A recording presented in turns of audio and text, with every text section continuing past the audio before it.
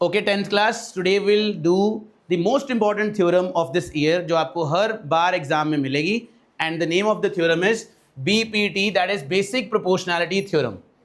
और जो पीछे बातें कर रहे हैं वो जरा इधर ध्यान दें प्लीज। सो थेल्स थ्योरम भी से कहा जाता है because this theorem was given by Thales. So let's understand the statement first. If a line is drawn parallel to one side of a triangle to intersect the other two sides in distinct points. इसका मतलब एक triangle लीजिए, उसमें draw a line parallel to one side of a triangle which intersects the other two sides at distinct points, मतलब अलग-अलग points पे. Then the other two sides are divided in the same ratio. तो वो दो sides आपस में उनका division same ratio में हो जाएगा, यानी कि AD upon DB is equal to AE upon EC. So this is what we have to do for the next 5 minutes. Okay. So, okay, given in triangle ABC, जो ये मैंने एक यहाँ पर स्लैश दिया है, जो if के साथ लिखा होता है that is given. इसमें लिखा हुआ है if a line is drawn parallel to one side of a triangle. तो एक triangle ABC, उसमें एक DE is parallel to BC. This is our given. Then के बाद जो होता है बच्चों वो होता है to prove. So then the other two sides are divided in the same ratio. So to prove क्या हो गया? AD over DB is equal to AE over EC. So this is to prove. और इसके लिए हमें एक चीज़ learn करनी है, that is construction.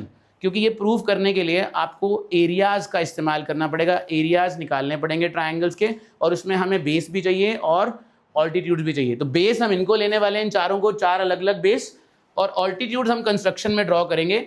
That is will draw EN perpendicular to AB and DM perpendicular to AC। और एक और चीज़, जॉइन DC एंड BE, ये वाली चीज़ थोड़ी सी आपको लर्न करनी होती है, right. So let's start with the proof.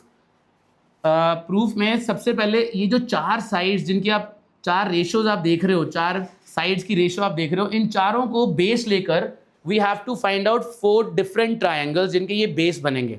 So AD को अगर आप देखें तो AD के ऊपर बेस, अगर AD को बेस लें तो ट्राइंगल बन रहा है AED और उसमें परपेंडिकुलर आ रहा है EN।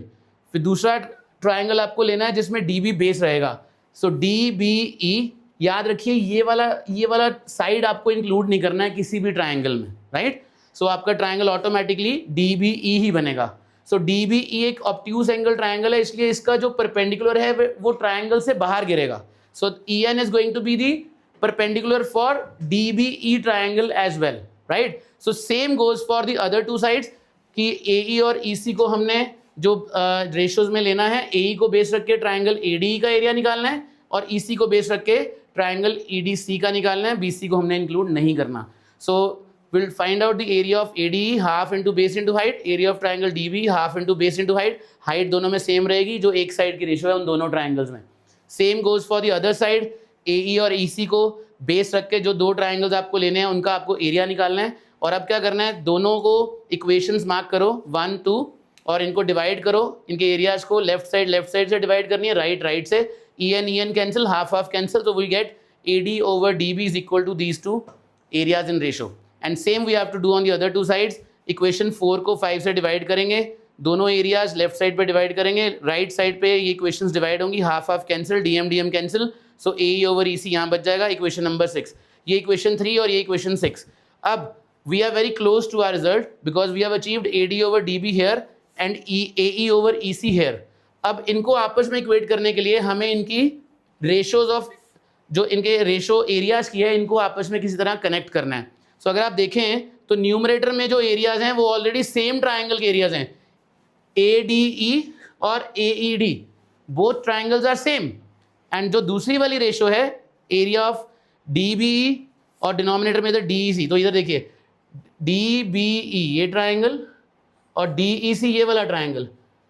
इनके लिए 9th क्लास में एक थ्योरम कराई जाती है एरियाज ऑफ पैरेललोग्राम चैप्टर में, कि अगर दो ट्राइंगल्स एक ही बेस पे लाई कर रहे हैं और बिटवीन सेम पैरेलल्स हैं, ये लाइन इसके पैरेलल है और इसके बीच में अगर दो ट्राइंगल्स बनेंगे सेम बेस से, एक ये बन गया और एक ये बन गया, तो इनके एरियाज इक्वल होते हैं।